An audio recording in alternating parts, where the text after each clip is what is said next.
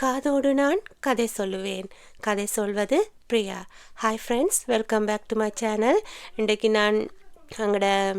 நான் வாசிக்கிற கதைன்ற அடுத்த பாட்டோட வந்திருக்கிறேன். கதைச்சு டைமை வேஸ்ட் பண்ணாமல் வாங்கோ கதைக்குள்ளே போவோம். அத்தியாயம் 14. எனக்கு அருகதை இல்லையா? புயலை உள்ளடக்கிய குரலுடன் அவன் வினவினான். சிவந்திருந்த கண்கள் அவனுடைய ரௌத்திரத்தை உணர்த்தின. சசிரேகா அஞ்சவில்லை. அவனுடைய ரௌத்திரத்திற்கு குறையாத ரௌத்திரத்துடன் அவனுடன் மோதினாள். ஆமாம், உங்களுக்கு அருகதை இல்லைத்தான். நீ யார்கிட்ட பேசுறேன்னு தெரியுமா? ஏன் தெரியாது? தாய் தகப்பன் இல்லாத பெண்ணை கல்யாணம் பண்ணிக்கிறதுக்காக அவளை பெத்தவங்க வாழ்ந்த வீட்டை தாரை வார்த்து கொடுக்கறதா வாக்கு கொடுத்திருக்கிற ஒரு கண்ணியவான் கிட்ட பேசுறேன்னு எனக்கு நல்லாவே தெரியும். சசிரேகா, இது பேச்சு. இதை விட்டு சசின்னு எதுக்காக கூப்பிடணும்? இந்த உரிமையெல்லாம் இங்கே வேண்டாம். ஓ, அவன் கண்கள் இடுங்க ஒரு தினுசான குரலில் சொல்லிய போதே ஏதோ வில்லங்கமாக சொல்ல போகின்றான் என்று அவளுக்கு தெரிந்து விட்டது. என்னதான் சொல்கின்றான் என்று கேட்டு பார்ப்போமே என்று பொறுமையை இழுத்து பிடித்து காத்திருந்தாள். நான் உரிமை எடுத்துக்க கூடாதுதான். அவனது இடுங்கிய கண்கள் அவள் கழுத்தில் இருந்த தாளிச்சரட்டில் படிந்தன. அவள் அலட்சியமாக உதட்டை சுளித்தாள். அவனது இடுங்கிய கண்கள் மேலும் இடுங்கின. தாலியை கட்டிட்டா நான் இவனுக்கு அடிமையா? அவளது விழிகள் சீற்றத்தில் அவன் அவளை உற்று பார்த்தான். சீற்றம் குறையாத அவன் முகத்தையே ஊன்றி பார்த்தபடி அழுத்தமான குரலில் கேட்டான். வேற யார் உரிமை எடுக்கணும்னு நினைக்கிற? அந்த பிரவீனா? செந்தனலாய் கொட்டிய வார்த்தைகளில் அவள் துடித்து போய்விடவில்லை. மாறாக ஹ என்று உதட்டை ஏளனமாக வளைத்தபடி கோபத்துடன் நகைத்தாள். நினைச்சேன். யாரை? அந்த பிரவீனையா? இப்படியாம்பட்ட கீழ்த்தரமான பேச்சு வரும்னு நினைச்சேன். ஓ, இந்த போடுற வேலையெல்லாம் என்கிட்ட வேண்டாம். அப்போ என்னடான்னா உன்னை சசின்னு கூப்பிடுற உரிமையெல்லாம் இங்கே வேண்டாம்னு சொன்ன. இப்போ என்னடான்னா போடுற வேலையெல்லாம் உன்கிட்ட வேண்டாம்னு சொல்ற. மொத்தத்தில் என்னதான் சொல்ல வர்ற? என்கிட்ட இருந்து எதுவுமே உனக்கு வேண்டாமா? எதுவுமே என்று அவன் அழுத்தம் கொடுத்த விதத்தில் சசியின் முகம் இரத்தமென கன்றி சிவந்து விட்டது. அவனைப் போல பேச அவளால் முடியவில்லை. அந்த பேச்சுக்கு பதிலடி கொடுக்க முடியாமல் உதட்டை கடித்தபடி முகம் திருப்பிக் கொண்டாள். அவன் முகத்தில் லேசான இளக்கம் வந்தது. முதல் நாள் இரவில் அவன் விரல் பட்ட ஸ்பரிசங்கள் தாங்க முடியாமல் வடவடத்து நடுங்கிய மலரை விட மெல்லிய அவள் தேகம் அவன் நினைவில் வந்து மோகத்தை தூண்டியது. ஜன்னல் வழி வந்த மழை குளிர்காற்று அவன் மனதில் மோகத்தீயை கொழுந்து விட்டு எரிய வைத்தது. அரையெங்கும் நிரம்பியிருந்த மலர்களின் நறுமணமும் சசிரேகா சூடியிருந்த மல்லிகையின் மனமும் ஒன்று சேர்ந்து அவனை மயக்கத்தில் ஆழ்த்தின. அவன் தொட்டவுடன் அவள் உருகி தவித்த அந்த நொடிகளை அவன் நினைத்து கொண்டான். அவள் மீதிருந்த மோகமும் இன்னொருவனுக்கு மாலையிடப் போய்க் கொண்டிருக்கும் சூழலும் சேர்ந்து தன் உணர்வர்களுடன் அவன் போராடிய நிலையை அவன் நினைத்து பார்த்தான். அவளின் அந்த மனப்போராட்டத்தை அவனுக்கு பிடித்திருந்தது. சந்தர்ப்பத்தையும் சூழ்நிலையும் தனக்கு சாதமாக பயன்படுத்தி கொள்ளாமல் தவித்து விலகி, நீ என்னை பலவீனமாக்கி அதில் குளிர்காய பார்க்கிறாய் என்று அவள் சுட்டு விரலை நீட்டி அவனை குற்றம் சொன்ன விதத்தை பிடித்திருந்தது. அந்த நேரத்தில் அவன் கற்பனை செய்து பார்த்தான். விடிந்ததும் அவன் கட்டும் தாலியை கழுத்தில் வாங்கி கொள்ள போகிறவளின் முகம் எத்தனை சந்தோஷத்தை பிரதிபலிக்கும் என்று. மறுநாளின் முதலிரவில் அவன் அவளை தொடும் பொழுது மறுப்பேதும் சொல்லாமல் முதல் நாள் இரவின் தடைகளை நீங்கிய சந்தோஷ வேகத்துடன் அவனை அவள் எப்படி இறுக்கி கட்டிக்கொள்வாள் என்று, அந்த சந்தோஷங்களை அனுபவிக்க வேண்டும் என்றுதான் அவன் யார் என்பதை சொல்லாமல் மறைத்தான். ஒருவேளை நான் அதை சொல்லியிருந்தால்? இப்போது நினைத்து பார்த்தவனுக்கு ஏன் அதை சொல்லாமல் மறைத்து தொலைத்தான் என்று வேதனை உண்டானது. அதை சொல்லியிருந்தால் அந்த மழை இரவின் மணித்துளிகளில் அவனிடம் ஒன்ற முடியாமல் தவித்த சசிரேகா மனமாற ஒன்று இருப்பாள். அவன் காதிலும் பிரவீனை பற்றிய பேச்சு விழுந்து தொலைத்திருக்காது. அதை பற்றிய விவகாரத்தை தெரியாமல் மனம் முழுக்க காதலுடன் சசிரேகாவின் கழுத்தில் தாலியை கட்டியிருப்பான். ஏன் அப்படி நடக்காமல் போனது? அவன் கண்களை இறுக மூடி திறந்தான். மயக்கும் மோகினியாய் எதிரில் நின்ற சசிரேகாவை கட்டி அணைக்க முடியாமல் கைகளை கட்டி போட்டு விட்ட விதியின் குரூரத்தை மனதுக்குள் நிந்தித்தான். எவனை கண்டதும் மோகித்து அவன் கழுத்தில் தாலியை கட்டி ஆளப்போகும் காலத்திற்காக காத்திருந்தானோ அந்த காலம் எதிரில் வந்து நின்ற போதும் ஏன் அவன் அவளை விட்டு விலகி நிற்கின்றான்? வாழ்க்கையானது இத்தனை வன்மத்துடன் அவனை வஞ்சிக்க கூடுமென்று அவன் நினைத்து பார்த்ததில்லை. அவன் கேட்டதெல்லாம் கிடைத்தது, தொட்டதெல்லாம் துலங்கியது. காற்றில் முந்தானை சேலை படபடக்க எளிய அலங்காரத்துடன் எழில்மிகும் தேவதையாய் நின்ற சசிரேகாவை வேட்கையுடன் வெறித்து பார்த்தான். அவளது முந்தானை சேலையை பற்றி இழுத்து அவனுக்கு மட்டும் சொந்தமான அவளது மேனியை ஏன் அவனால் தொட முடியவில்லை? பதில் சொல்லடி. மோகத்தீயை அணைக்க முடியாத கொதிப்புடன் அவன் சீறினான். அந்த கொதிப்புடன் அந்த சசிரேகாவும் பதிலுக்கு சீறினாள். உங்களுக்கு இப்படித்தானே பேச வரும்? வேறு எப்படி பேசணும்னு நினைக்கிற? இல்ல இப்படியாம்பட்ட பேச்சை எல்லாம் யாரு உன்கிட்ட பேசணும்னு நினைக்கிற? அவனை தொட முடியாத தாபத்தில் அவளை காயப்படுத்தி விட வேண்டும் என்ற வெறியுடன் அவன் கேட்டபோது ஸ்டாப் திஸ் நான்சென்ஸ் என்று அவள் கத்தினாள். மெதுவாய் பேசு என்று எச்சரித்தான். ஏன் மெதுவாய் பேசணும்? சத்தமாகத்தான் பேசுவேன். என் கோபத்தை தூண்டாதே. எதை பேசினாலும் இந்த 4 சுவர்களை தாண்டாத மாதிரித்தான் பேசணும். வெளியே இருக்கிறவங்களுக்கு எதுவும் கேட்கக்கூடாது. ஏன் கேட்கக்கூடாது? கேட்கட்டுமே. அவங்களும் உங்களோட யோக்கியதை என்ன என்று தெரிஞ்சுக்கட்டுமே. ஏய்! அவன் அவளை நெருங்கி அவள் கழுத்தில் விரல்களை பதித்து விட்டான். மூச்சு திணறிய சசிரேகா அவன் கைகளை இறுகி பிடித்து கொண்டாள். கோபத்துடன் இருந்த அவன் விழிகளும் அவள் விழிகளும் பார்த்து கொண்டன. அவள் கழுத்தில் படிந்திருந்த அவன் விரல்கள் தளரத் தொடங்கின. அவனது வலிமையான முரட்டு கைகளை இறுகி பிடித்திருந்த அவளது பஞ்சு போன்ற உள்ளங்கைகளின் ஸ்பரிசத்தில் அவன் வேகம் குறைந்து விட்டது. அவளது கழுத்தில் பதிந்திருந்த விரல்கள் வழுக்கி இறங்கியதில் சசிரேகா நிலை குலைந்தாள். அவன் கைகளை தட்டிவிட்டு தள்ளி நின்றாள். ஏண்டி, உன் கற்பு பறி போயிருமா? காட்டத்துடன் அவன் கேட்டான். இவன் இப்படி பேசி வைப்பான் அவளுக்கு துன்பமாக இருந்தது. அவனை மதிக்காதவன், பிரவீனை காதலித்துவிட்டு வேறொருவனை மணற்பதாக கிளம்பி வந்தவன் என்று அவனை எடை போட்டவன், இடைப்பட்ட நேரத்தில் அவனுடைய அருகாமையில் சலனப்பட்டவள் என்று எளிதாக அவளை நினைத்தவன், அவளை கல்யாணம் செய்து கொள்வதற்காக அவளுடைய பெற்றோர் வாழ்ந்த வீட்டை தானமாக தர துணிந்தவன். அப்படிப்பட்டவன் தொடும்போது அவள் உருகி கரைவதா? அனைத்தையும் மறந்துவிட்டு அவனுடன் கட்டிலில் சரிவதா? அது அவளுடைய பெண்மையை அவமானப்படுத்துவதாக ஆகாதா? கற்புங்கிறது பெண்களுக்கு மட்டும் சொந்தமில்லை, ஆண்களுக்கும் சொந்தம்தான். ஆனானப்பட்ட பாரதியாரை கற்பு நெறியை இரு கட்சிகளுக்கும் பொதுவில் வைப்போம்னு கவிதை எழுதியிருக்கிறார். இரு கட்சியா? எந்தெந்த கட்சி? அரசியல் கட்சிகளை ஏண்டி அவர் வம்புக்கு இழுத்தாரு? அக்கறையாக அவன் வினவிய விதத்தில் அவளுக்கு பற்றி கொண்டு வந்தது. அவன் வம்பு வளர்ப்பது அவளுக்கு புரியத்தான் செய்தது. அதிலும் ஒன்றும் அறியாத சின்ன கண்ணன் போல முகத்தை வைத்து கொண்டு அவன் பேசும் கிண்டல் பேச்சுகளில் அவள் வசீகரிக்கப்பட்டாள். வாயை திறந்தாலே வம்பிழுக்கிற பேச்சுத்தான். அவன் முதுகில் 4 மொத்துக்களை மொத்த வேண்டுமென்று அவளுக்கு ஆசையாக இருந்தது. இந்த கட்சி அரசியல் கட்சி இல்லை, ஆம்பளை பொம்பளை என்று 2 கட்சி. ஓஹோ! அவன் தாடையை தடவியதில், உனக்கும் இது தெரியாதாக்கும், இதை நான் நம்பணுமாக்கும் என்று அவன் காரை பிடித்து திருகிவிடலாமா என்று அவள் யோசித்தாள். அது சரி, இப்ப எதுக்காக பாரதியார் கவிதையை சாட்சிக்கு இழுக்கிற? பாரதியார் பெண்களை எப்படி மதிக்கணும்னு பாட்டு பாடி வச்சுட்டு போயிருக்கிறார். திருந்தாத உள்ளங்கள் எல்லாம் அதை கேட்டு திருந்தப்படவேங்கிற அக்கறையில்தான் சாட்சிக்கு இழுத்தேன். சோ, என் உள்ளம் திருந்தாத உள்ளம்.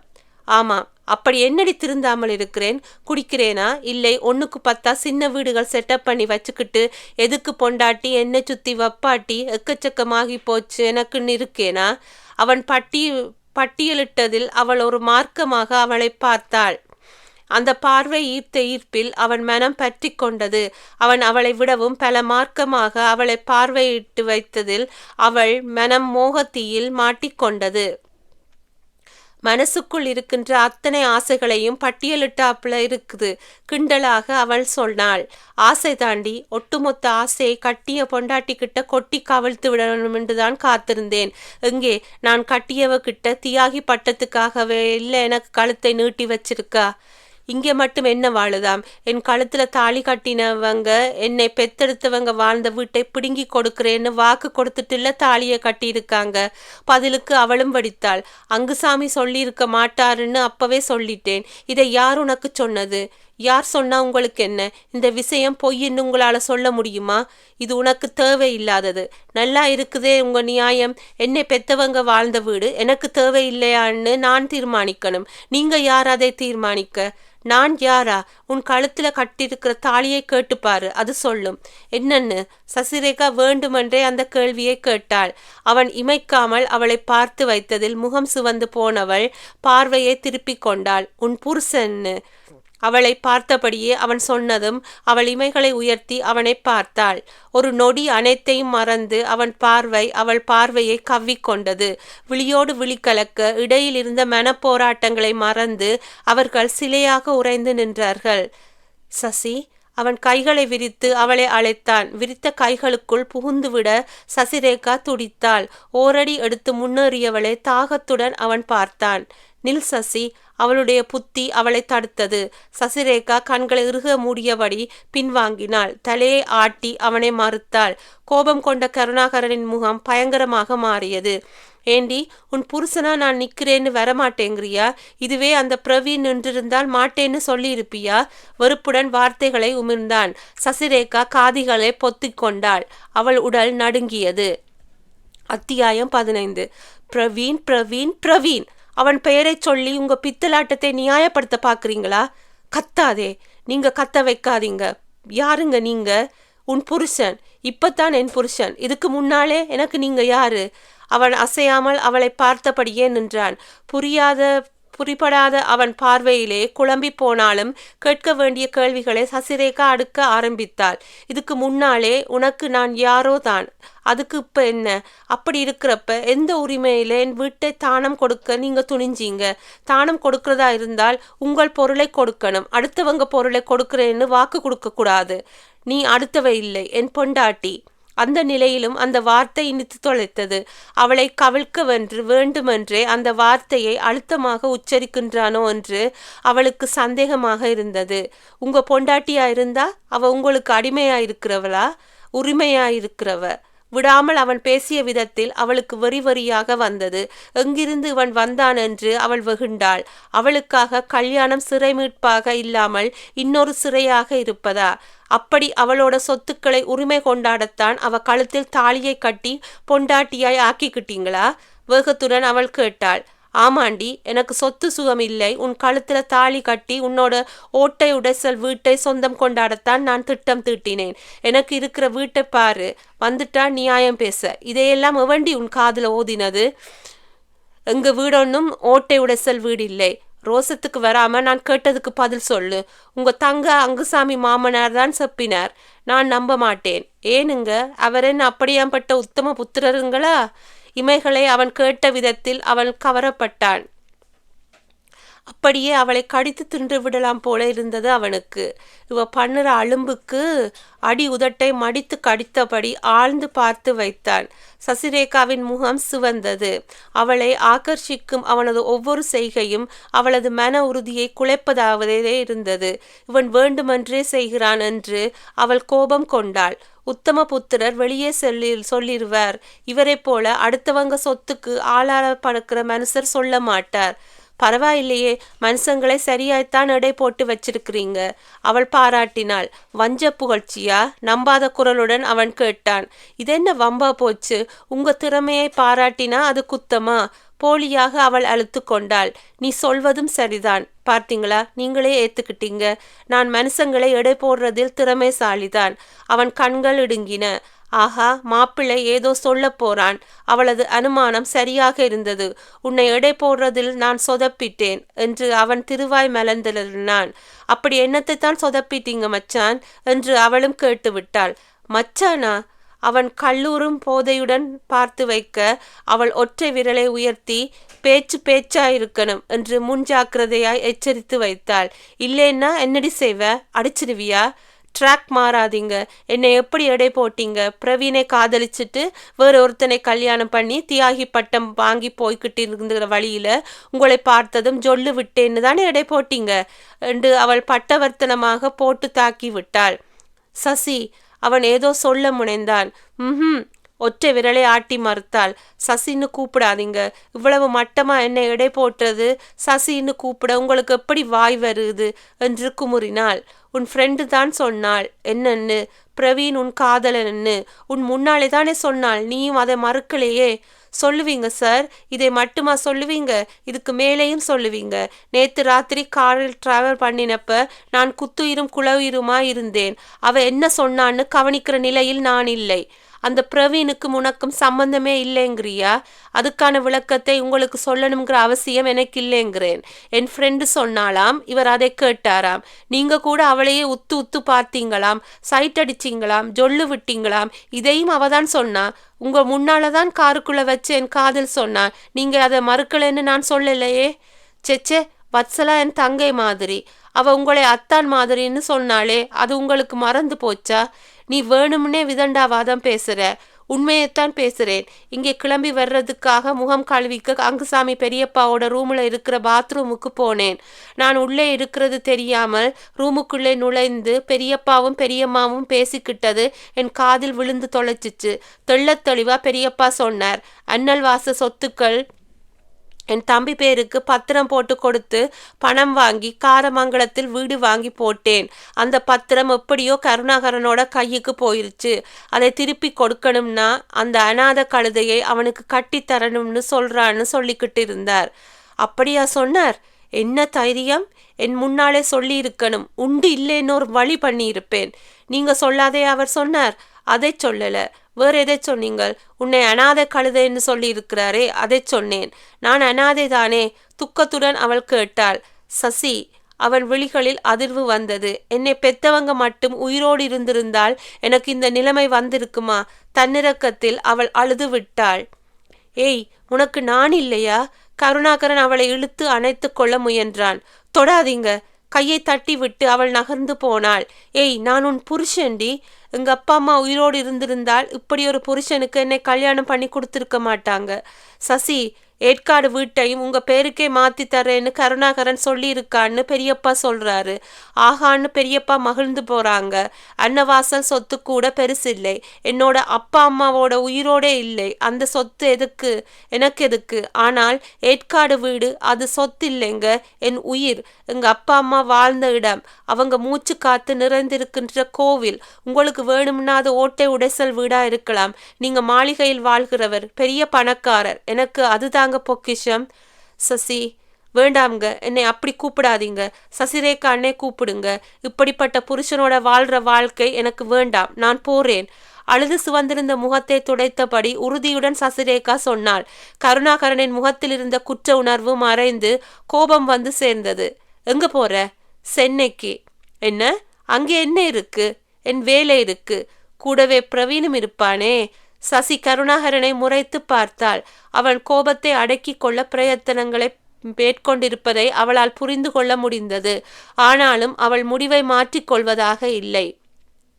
இப்படிப்பட்ட நினைப்பை வச்சிருக்கிறவர் கூட என்னால வாழ முடியாது. முடியலன்னா விடு. நானும் உன்னை அழைக்கல. அதுக்காக சென்னைக்கு போறேன்னு ஆரம்பிச்ச நான் நானா இருக்க மாட்டேன், சொல்லிட்டேன். இந்த வீட்டுல உங்க கூட இருந்தா நானும் நானாக இருக்க மாட்டேன் தான். ஏய்! அவன் திரும்பவும் அவள் கழுத்தில் கையை வைக்க அவள் தள்ளி நின்று விட்டாள். கொன்னு புதைச்சிடுவேன், பேசாம படு. இந்த கட்டில்லையா? நான் மாட்டேன். சசிரேகா போர்வையையும் தலையணையையும் உருவி தரையில் விரித்து படுத்து விட்டாள். கருணாகரன் வந்து தலையணையை உதைத்த வேகத்தில் அது விட்டத்தை நோக்கி பறந்தது. என்ன ரவுடித்தனம் பண்றீங்களா? சசிரேகா கொதிப்புடன் கேட்டாள். நான் ரவுடித்தனம் பண்றேன்னு வையி, நீ தாங்க மாட்ட. பஞ்சு பஞ்சா பறந்துருவ. பாவம், சின்ன பொண்ணாச்சேன்னு நான் அடக்கி வாசிக்கிறதால தப்பிச்சிருக்கிறாடி. எழுந்துரு. எதுக்கு? அவள் சந்தேகமாக நகர்ந்து உட்கார்ந்ததில் அவளை துவம்சம் பண்ணிவிடும் வெறி அவளுக்குள் வந்தது. அவளை சூறையாட கணம் தேடி அவன் மீதான அவனது மோகம் அவனை அலக்களித்து கொண்டிருந்தது. அதை அறியாமல் தகராறு செய்து கொண்டிருந்த சசிரேகாவை என்ன செய்வது என்று பற்களை நரநரத்தான் கருணாகரன். உன் கூட குடும்பம் நடத்துறதுக்கு வர்றியா? சசிரேகாவின் விழிகளில் திகிலுடன் கூடிய எதிர்பார்ப்பு வந்தது. வேட்டையாடப்படுவதை விரும்பும் புள்ளிமான்களை படுக்கை அறையில் மட்டுமே பார்க்க முடியும். ஆண் சிங்கம் மானை வறுத்தபடி பக்கத்தில் வந்தது.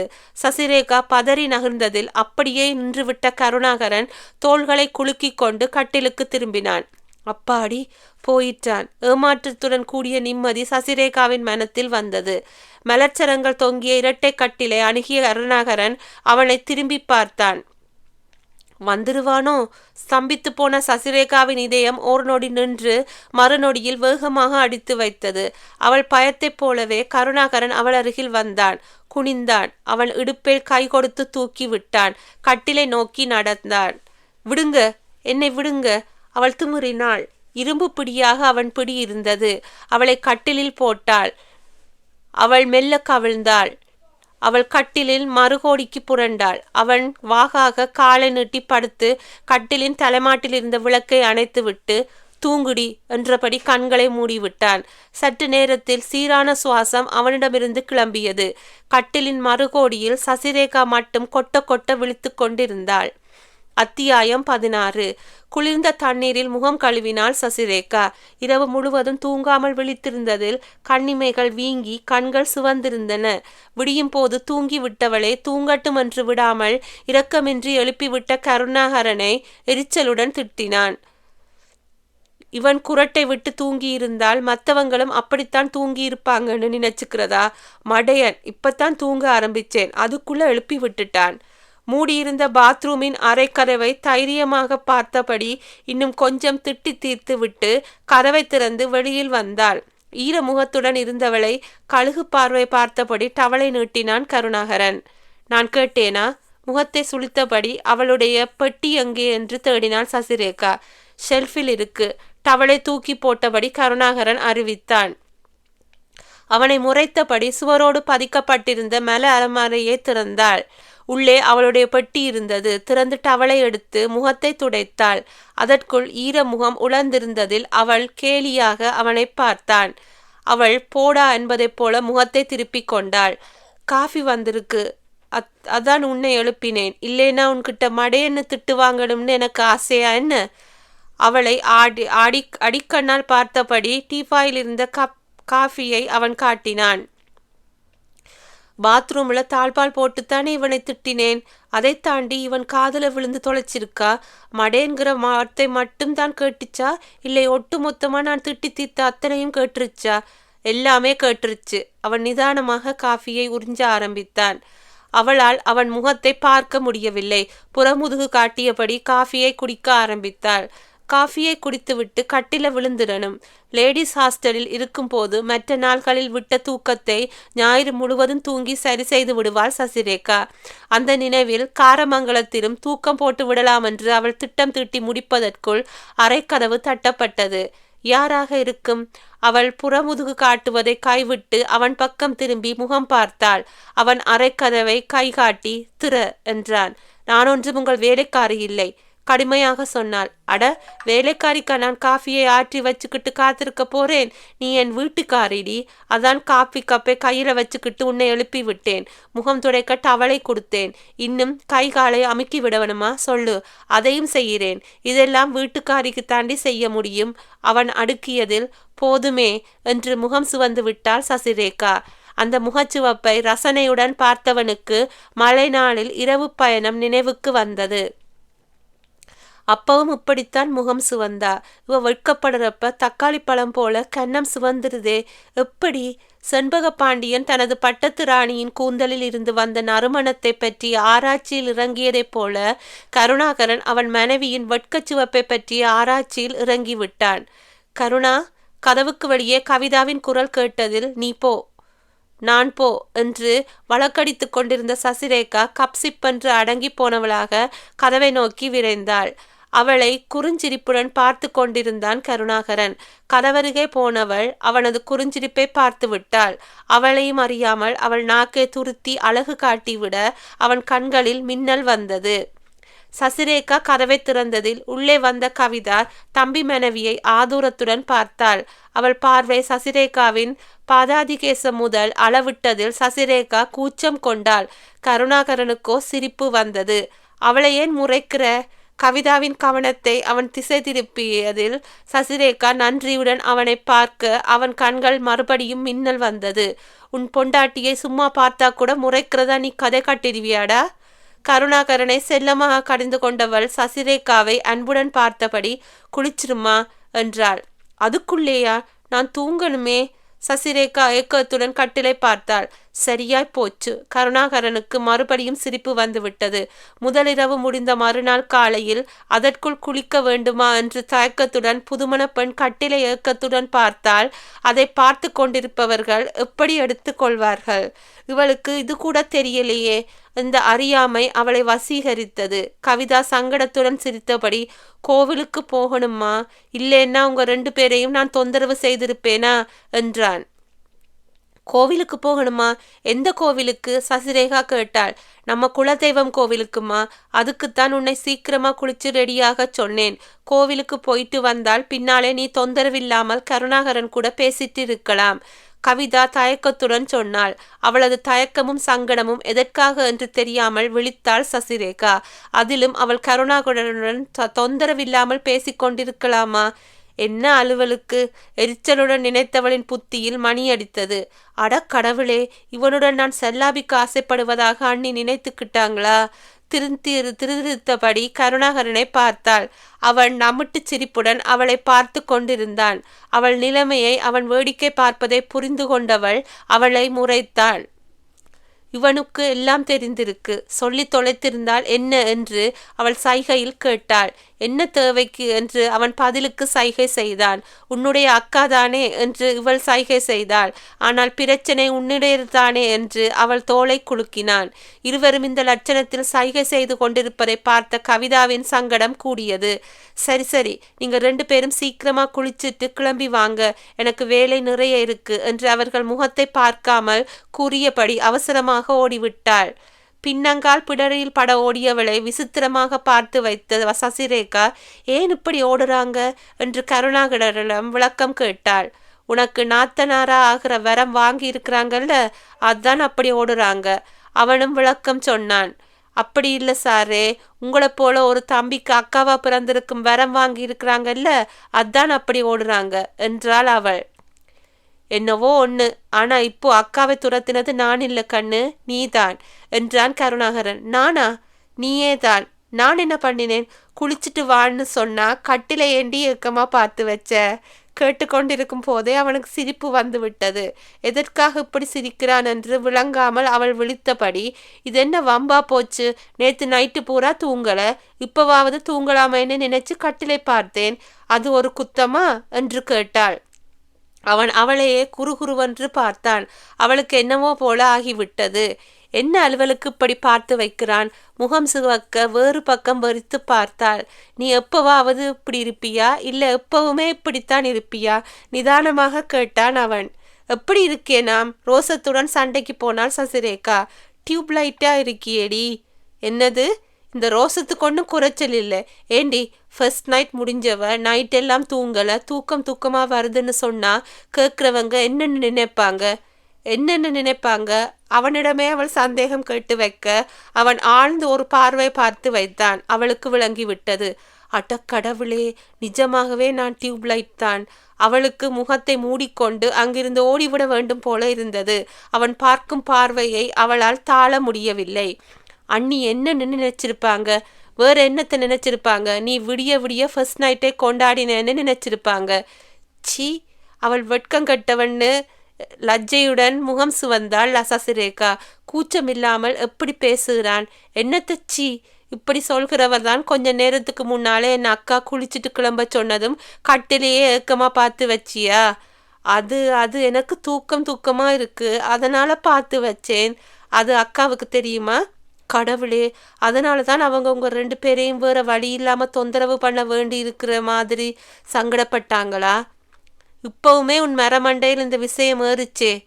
கடவுளே, கோவிலுக்கு போயிட்டு வந்த பின்னாலே நீ தொந்தரவில்லாம கருணாகரனோட பேசிக்கிட்டு இருக்கலாம்னு அதனால தான் சொன்னாங்களா? புரிஞ்சா சரி. கடவுளே, அதனால தான் இங்கே நிற்க சங்கடப்பட்டுக்கிட்டு அந்த ஓட்டம் ஓடினாங்களா? ஓட வச்சிட்டே இல்லை, கட்டிக்காரிடி நீ. கடவுளே.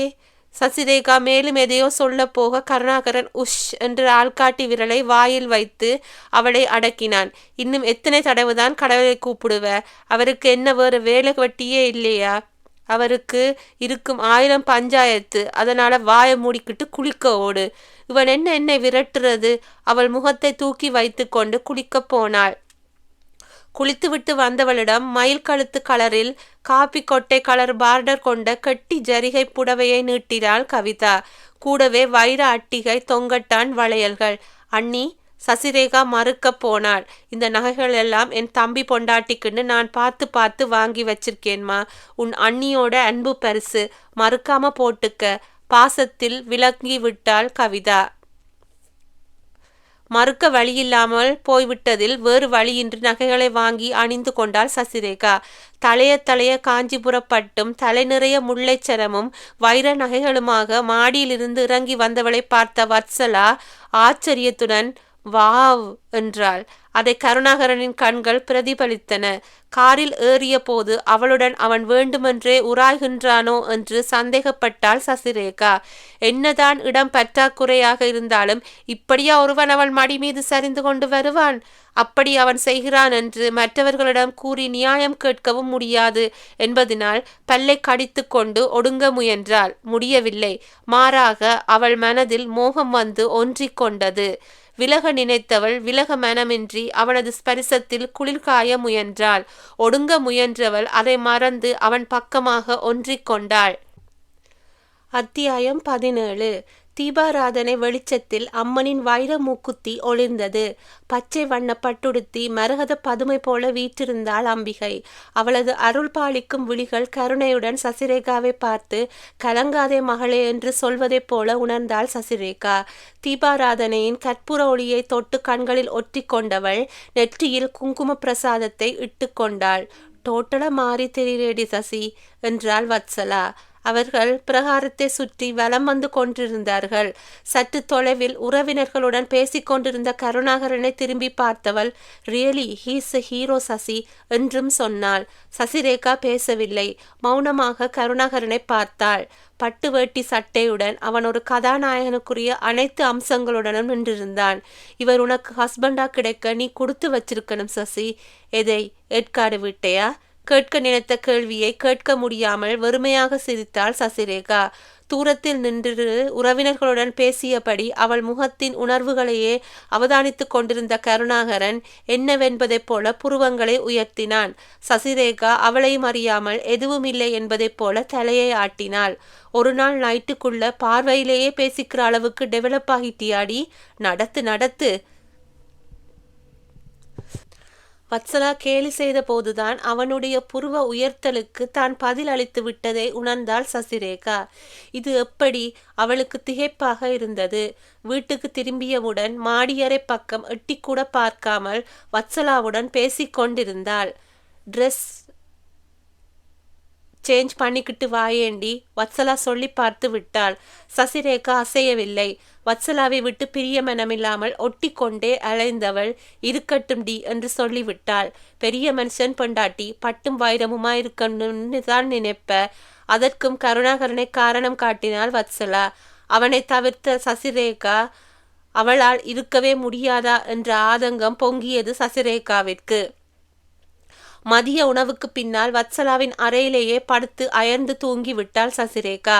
மாலையில் காஃபி பலகாரத்துடன் வந்த கவிதா சசிரேகாவை பார்த்துவிட்டு, சசி இங்கேயா தூங்குறா என்று ஆச்சரியத்துடன் கேட்டாள். எனக்கும் இதே எண்ணம் தாங்க. உங்க தம்பி மேல ஒரு ஹஸ்பண்ட் எனக்கு கிடைச்சிருந்தால் நான் இப்படி ஃப்ரெண்டு கூட ஜோடி போட்டுக்கிட்டு சுத்திக்கிட்டு இருக்க மாட்டேன். பசை போட்ட மாதிரி ஹஸ்பண்ட் கூட ஒட்டிக்கிட்டு கத்தி சுத்தி இருப்பேன். இவ என்னடான்னா இங்கே தூக்கம் போட்டுக்கிட்டு இருக்கா என்று சொல்லிவிட்டு கவிதாவிடம் மொத்து வாங்கினாள் வத்சலா. என்ன பேச்சு பேசுற? என் தம்பியை பார்த்தா கண்ணு வைக்கிற? உன்னை சொல்லக்கூடாது.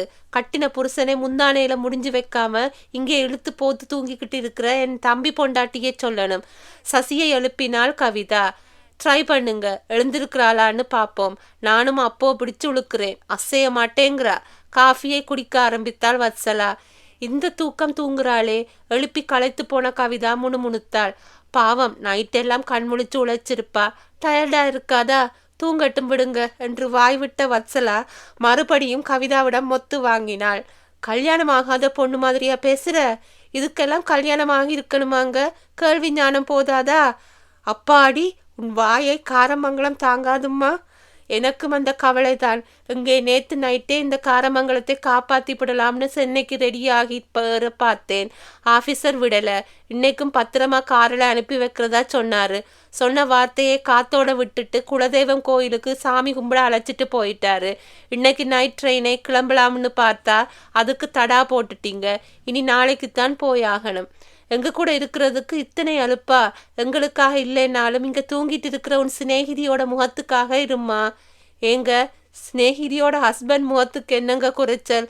அவர் முகத்துக்காக நான் இருந்தால் ஆகாதா? உன்னை கவிதா கையில் இருந்த பித்தளை செம்பால் இன்னும் 2 மொத்துக்களை வழங்கிவிட்டு போய்விட்டாள். மாலை மயங்கி இருள் பரவும் நேரத்தில் விழித்து கொண்ட சசிரேகா அவசரமாக எழுந்து உட்கார்ந்தாள். கவிதா கொடுத்து விட்டு சென்றிருந்த பலகாரத்தை மொக்கியபடி அறையில் டிவி பார்த்து கொண்டிருந்த வத்சலாவிடம் பாய்ந்தாள். ஏண்டி குரங்கே, என்னை எழுப்பல? லுக் சசி, இந்த குரங்குன்னு கூப்பிடுற வேலையெல்லாம் சென்னையோட மறந்துரு. காரமலங்கலத்துல இப்படி கூப்பிட்டு வைக்காதே. தப்பித்தவறி இந்த பக்கமா உன் ஹஸ்பண்ட் வந்துட்டா என்னோட இமேஜ் என்ன ஆகுறது? உன் மண்ணாங்கட்டி இமேஜை தூக்கி குப்பையில் போடு. அதென்னடி அப்படி சொல்லிட்ட? இமேஜ் முக்கியம்மா. உன் ஹஸ்பண்ட் முன்னாடி நான் கெத்து காண்பிக்க வேணாமா? அவர்கிட்ட நீ எதுக்காக பில்டப் பண்ணணும்? எல்லாம் ஒரு இதுக்குத்தான். நீ உருப்பட மாட்டேடி.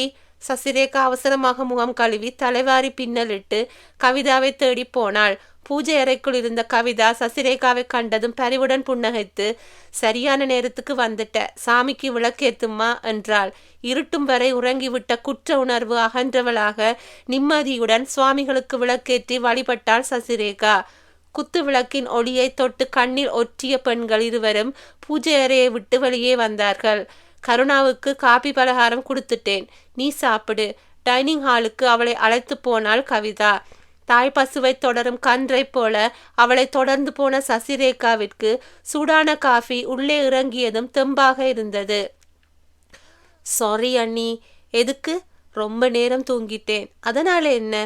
மயிலிறகாய் மனதை வருடும் வார்த்தைகள், இதமான புன்சிரிப்பு, கருணை பொழியும் பார்வை. யார் இவள்? தேவதையா? சசிரேகாவின் மனம் பொங்கியது. அன்பு காட்ட யாருமில்லாத அநாத சிறுமியாக வளர்ந்தவளுக்கு கவிதாவின் தாயன்பு உயிர்ப்பை அளித்தது. கருணா என்ன செய்கிறான்னு பார்த்துட்டு வாமா. நாசுக்காக சசிரேகா கருணாவை தேடிச் செல்வதை உணர்த்தினாள் கவிதா. உதட்டை கடித்தபடி மாடிக்கு போனாள் சசிரேகா. அறையில் கருணாகரன் இல்லை. எங்கே போயிருப்பான்? அவன் எங்கே போயிருந்தாலும் அறையில் அவன் இல்லை என்பதே அவளுக்கு விடுதலை உணர்வை அளித்தது. தன் போக்கில் சிட்டுக்குருவிக்கென்ன கட்டுப்பாடு, தென்றலே உனக்கெது சொந்த வீடு என்று பாடியவாறு உடை மாற்ற ஆரம்பித்தாள். பட்டு சேலையிலிருந்து மைசூர் கிரேப் சேலைக்கு மாறியவள் சேலையை மடித்தபடி திரும்பி பார்த்தாள்.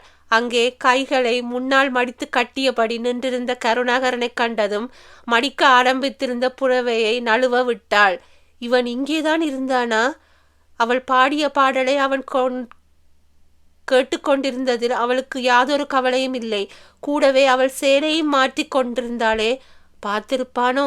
அவளால் நினைக்க கூட முடியவில்லை. தென்றலுக்கு வேண்டுமென்றால் சொந்த வீடு இல்லாமல் இருக்கலாம். உனக்கு இருக்கு, அதை நினைவில் வை. கட்டுப்பாடில்லாமல் பறந்துகிட்டு இருக்க நீ சிட்டுக்குருவி இல்லை, இந்த கருணாகரனோட பொண்டாட்டி. அவன் அழுத்தமாக பேசினான். பாட்டு பாடினா கூட தப்பா? அவளுக்கு சுள்ளென்று கோபம் வந்துவிட்டது. இதெல்லாம் இன்னைக்கு புதுசா வந்த அடையாளங்க. முந்தா நாள் வரைக்கும் எனக்குன்னு வீடும் இல்லை, கட்டுப்படுத்த யாரும் இல்லை என்று படபடத்தாள். நேத்து கதை நேத்தோடு. அவள் நிதானமாக அவள் அருகில் வந்தாள். சசிரேகா பதட்டத்துடன் பின்னால் நகர்ந்தாள். அவள் நெருங்கியதில் அவள் சுவரில் சாய்ந்து நின்றுவிட அவளது தோள்களின் பக்கம் 2 கைகளையும் ஊன்றி அவளை சிறை பிடித்தவன் அவளது விழிகளுக்குள் ஊடுருவி பார்த்தான். அதில் தெரிந்த மிரட்சியில் அவனது புருவங்கள் முடிச்சிட்டன. நீ பேரழகின்னு உன்னை கட்டிக்கணும்னு நினைக்கல.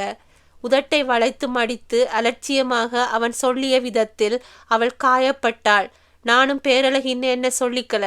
அங்கேதான் ஏற்காட்டு வீட்டை காட்டி ஆசை வார்த்தை சொல்லி என் கழுத்தில் தாலியை கட்ட சிறை வச்சிருக்காங்க என்றாள். அது சிறையா? கண்கள் இடுங்க அவன் கேட்டான். பின்ன இல்லையா? இந்த சிறையில் இருந்து தப்பித்து போகணும்னு நினைக்கிறியா? சென்னைக்கு போகணும்னு நினைக்கிறேன். அங்கேதான் அந்த பிரவீன் இருக்கான். அங்கேதான் என்னோட வேலையும் எனக்கான அடையாளமும் இருக்கு. ஓ! அவன் குனிந்தான். அவனது மூச்சுக்காற்றின் வெப்பத்தை அவளது முகம் உணர்ந்தது. அவனது மீசை முடிகள் அவளது கன்னத்தில் உரசியதில் அவளுக்குள் மோகத்தை பற்றி கொண்டது. வேண்டாம் கடவுளே, அவள் மனம் கெஞ்சியது. மோகத்தை கொன்றுவிடு, இல்லாவிட்டால் இந்த மோகத்தீயில் நான் விழுந்து எரிந்து சாம்பலாகி விடுவேன், உருத்தெரியாமல் போய்விடுவேன். என்னை காப்பாற்று. மோகத்தில் கனல் தாங்காமல் அவள் மறுக்கிறாள், உருகிறாள்.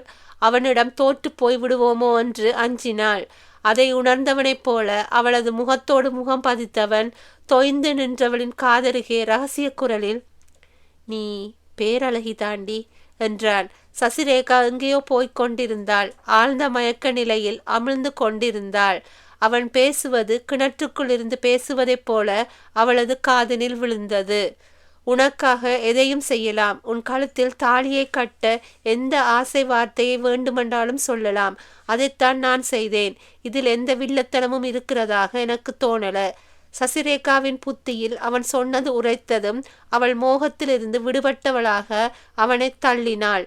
இலகுவாக அவளது தள்ளுதலில் புறக்கணித்து அவள் மீது சரிந்தவனிடமிருந்து விடுபட முயன்றாள். அவளது போராட்டத்திற்கு அவசியமில்லாமல் அவனே அவளை விடுவித்து விலகி நின்றான். அவள் முகத்தில் படிந்த ஏமாற்றத்தின் சாயலை அவன் இனம் கண்டு கொள்வானோ என்று அச்சத்துடன் அவள் முகம் திருப்ப அவன் மெதுவாக கேட்டான், நான் பேரழகன் இல்லை தாண்டி, ஆனா அந்த பிரவீன் என்னை விட பேரழகனா?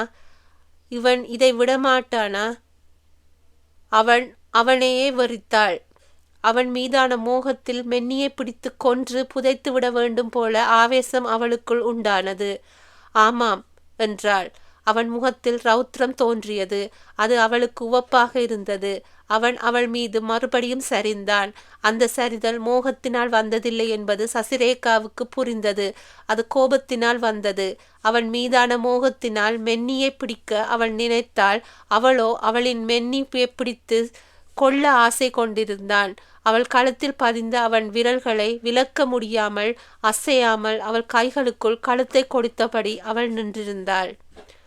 ஓகே ஃப்ரெண்ட்ஸ், இன்றைக்கு இதோட கதையை முடிச்சு கொள்கிறேன்.